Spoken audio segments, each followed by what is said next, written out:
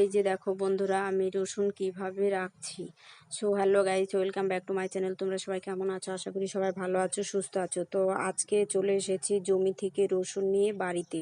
তো এই যে দেখো রসুনগুলো কিভাবে রোদ্রে মেলে দিচ্ছি। তো এই দিকে রসুন মেলা হয়ে গেছে, আর রসুনের সাইজগুলো খুব বড় বড় হয়েছে আর খুব সুন্দর হয়েছে, অনেক রসুন হয়েছে।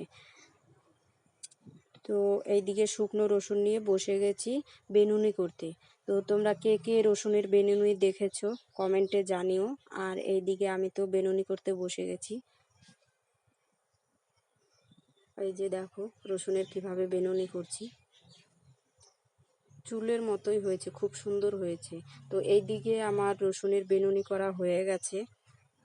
তো কতগুলো রসুন বেনুনি করেছি দেখো, এই যে অনেক হয়ে গেছে বাঁধা। ও এখন রেখে দিব একদম ঝুলিয়ে। তো এইভাবে তোমরা কে কে রসুন রাখতে পছন্দ করো কমেন্টে জানিও।